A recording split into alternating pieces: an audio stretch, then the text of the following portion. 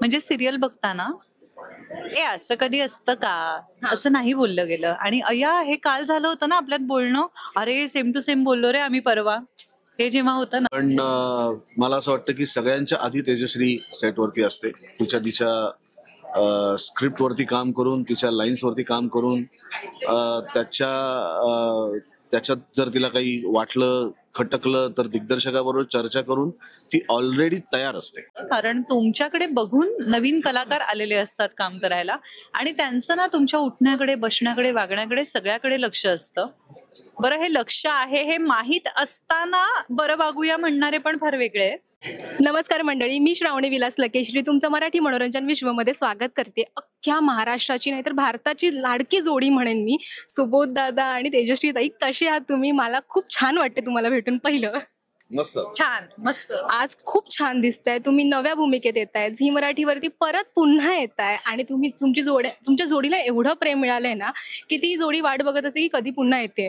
तुम्ही त्या प्रेक्षकांना काय सांगाल की तुम्ही नव्या भूमिकेत पुन्हा एकदा येताय? मला असं वाटतं जोडी निवडण्यापाठीमागे दिग्दर्शक आणि लेखकाचा जास्त वाटा असतो. कारण जोडी आवडली म्हणून लोक बघायला येत नाहीत, तर ती कुठल्या व्यक्तिरेखेच्या आणि कुठल्या कथेच्या माध्यमातून आपल्याला आवडते ते जास्त महत्वाचं असतं. त्यामुळे मी आणि तेजू आम्ही अतिशय दोघंही प्रामाणिकपणे काम करणारे आहोत. त्यामुळे आम्ही कुठल्याही माध्यमात आलो तरी आम्ही प्रामाणिकपणेच काम करणार. फक्त ती कथा आणि त्या व्यक्तिरेखा कशा आहेत याच्यावर आमची जोडी आवडते का नाही हे ठरतं. आधीचा सिनेमा आला त्याचं संपूर्ण क्रेडिट आनंद गोखलेचं होतं, कारण त्यांनी इतक्या उत्तम पद्धतीने ते लिहिलं होतं, दिग्दर्शन त्याचं केलं होतं. आणि हेही तुम्हाला आवडणार याची खात्री आहे. याचं कारण पुन्हा एकदा उत्तम लेखक, दिग्दर्शक, चॅनल आणि संपूर्ण आमची टीम ही इतक्या चांगल्या पद्धतीने या गोष्टीकडे बघतेय, ती लिहितेय, ती सादर करतेय. त्याच्यामुळे मला खात्री आहे की ती आवडणारच आहे. ऍक्च्युली ना जशी मगाशी ताई पण म्हणाली होती की तिची आवडती लेखिका येते पुन्हा एकदा आणि तिच्या शब्द तिचे तुला खूप आवडतात. सो तिच्या पूर्ण लेखनाबद्दल किंवा तुझ्या पूर्ण करिअरच्या ह्याच्यामध्ये तू तिच्याबद्दलचं जे ऐकलं असेल किंवा तिने जे लिहिलं असेल त्याच्यातलं तुला काय आवडलं होतं? खरेपणा. मला कायम असं वाटतं की तुमची पात्र बिलिव्हेबल झाली ना, म्हणजे सिरियल बघताना ए असं कधी असतं का असं नाही बोललं गेलं. आणि अय्या हे काल झालं होतं ना आपल्यात बोलणं, अरे सेम टू सेम बोललो रे आम्ही परवा, हे जेव्हा होतं ना, तर ते सेम टू सेम आम्ही बोललो. आणि अरे आपल्या घरात झालं ना हे परवाच असंच झालं सेम टू सेम. सो हे ते सेम टू सेम लिहिणं ज्या लेखिकेला जमतं, म्हणजे आम्हाला प्रेक्षकांची नस कळते पेक्षा मुग्धा मधुगंधा हे कॉम्बिनेशन, मधुगंधाने हा अख्खा शो, तिने खूप सुंदर सुंदर शोज आतापर्यंत आणलेत आणि हा शोही आय एम शुअर ती फार छान पद्धतीने आणणार आहे. तिच्या जोडीला मुग्धा असणार आहे, मुग्धा गोडबोले. तिचं लिखाण खूप छान आहे. सो ते हे जे कॉम्बिनेशन आहे ना हे खरं आहे. त्यामुळे लोकांना आई बहिणीचं किंवा आता आमच्या दोघांचं म्हणा किंवा ह्याच्या बहिणीबरोबर, माझ्या भावाबरोबर, वडिलांबरोबरचा माझा सीन, ह्याच्या आजीबरोबरचा सीन. सो हे सगळे जेव्हा लोकांना, प्रेक्षकांना बघायला असे वाटणार आहेत ना की अरे काय आपणच बोलतोय असं वाटतंय यार, किंवा पटकन प्रेक्षक म्हणतात की अरे सेम टू सेम आहे माझी मुलगी तुमच्यासारखी. सो हे जे सेम टू सेम आहे ना हेच त्यांचं वैशिष्ट्य आहे. आणि ट्रस्ट मी, आता टेलिव्हिजन सुबोध दादाही वर्षानुवर्ष करतोय, मीही करतेय. TRPची गणितं आहेत, कॉर्पोरेट आहे, खूप रेस आहे, पण असं सगळं असताना हे सेम टू सेम टिकवणं हे प्रत्येकाला किंवा जमणं नाही जमत. पण we are like fortunate enough to work with हे कॉम्बिनेशन मधुगंधा आणि मुग्धा.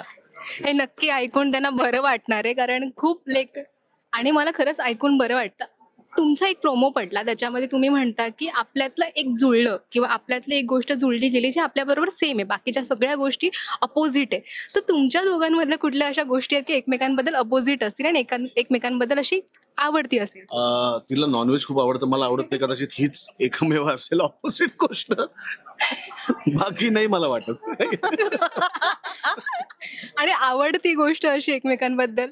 अरे बापरे, आम्ही खूप काळ एकत्र जर घालवला तर बहुतेक आम्हाला आमचे डायटिशियनला इथे येऊन आमच्याबरोबर मध्ये बसावं लागेल की, कारण आम्ही एकमेकांना पाहिलं की आम्हाला डोळ्यात दिसतं आज हे खाऊया, आणि आम्हाला खूप खाण्याची आवड आहे दोघांना. फूडी आहात म्हणजे तुम्ही. आता पावसाळा आमचे गाल बघून कळालं.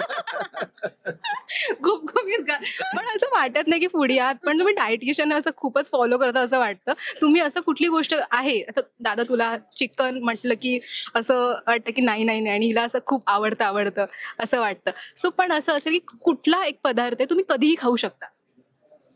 एक एक म्हटलं असं एक नाही आहे, असे अनेक आहेत. पावसाळ्याचं कुठलं असेल तर तुम्ही अवॉइडच करणार नाही? वडापाव मी कधी खाऊ शकतो. वडापाव मी पण कधी खाऊ शकते. मिसळ मी कधी खाऊ शकतो. उपमा पोहे मी कधी खाऊ शकतो. भजी मी कधी खाऊ शकतो, कांदा भजी. गुलाबजाम मी कधीही खाऊ शकतो. इथे खायला मिळालं नव्हतं. आमरस तू कधीही खाऊ आमरस शकतो. फक्त तो आता 3च महिने हापूस असतो, त्यामुळे अदरवाईज पण मी काही कधी खाऊ शकतो. वाटत नाही पण ठीक आहे. प्रोमो आलाय, सगळ्यांचं उत्तम प्रेमावर प्रेम झालंय, वाट बघतायत की कधी येतोय. तुमची सगळी रॉयल एंट्री आहे. ताई एकदम सोचवळ गुणी मुलगी आहेत, दादा एकदम असं रॉयल, ज्याला सगळं परफेक्ट लागतं, सॅनिटायझर घेऊन फिरत असतो. तू रिअल लाईफ मध्ये तसं आहेस का? नाही, अजिबातच नाही. अगं रिअल लाईफ मध्ये कोणीच नाही असू शकत तसं. सॅनिटायझर वापर म्हणजे एवढा वापरणार जरा अति आहे. हा 2 मिनिटांनी नाही वापरू शकत आपण.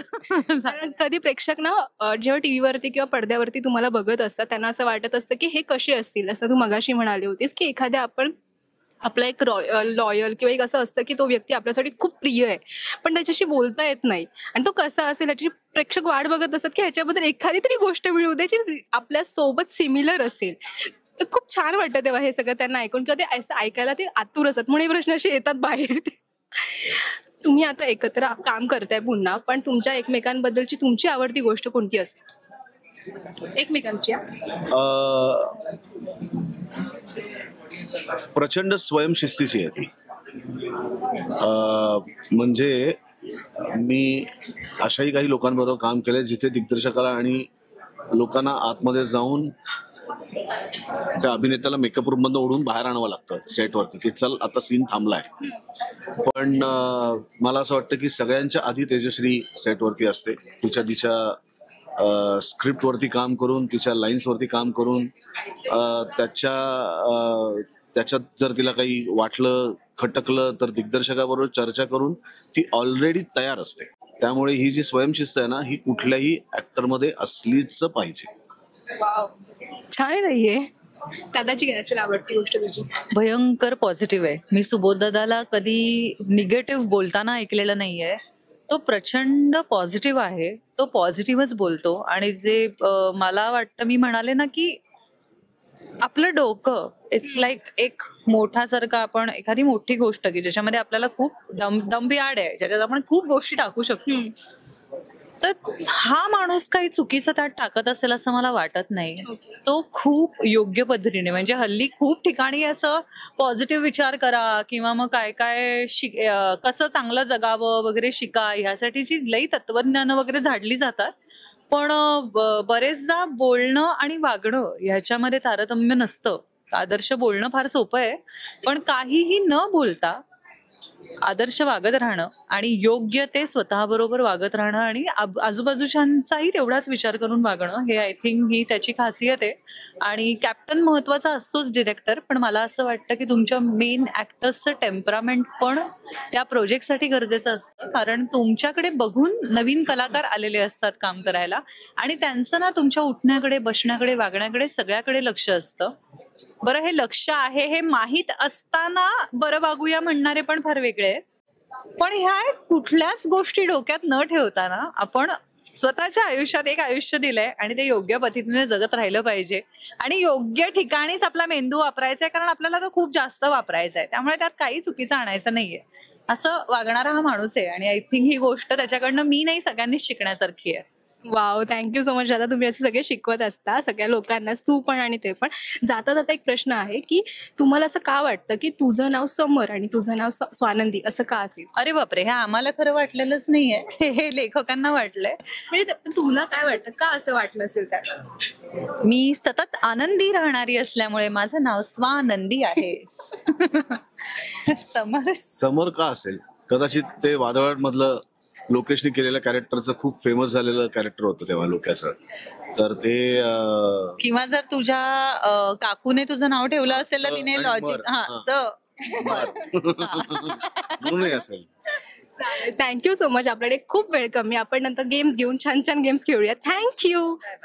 फक्त जाता जाता तुम्ही तुमच्या लाडक्या भावासाठी आणि तुमच्या लाडक्या बहिणीसाठी जे लग्न सोहळा होणार आहे त्याचं आमंत्रण द्या. माझ्या भावाच्या लग्नाला यायचं हा. 11 ऑगस्ट सोमवार ते शनिवार संध्याकाळी 7:30 वाजता झी मराठीवर. थँक्यू.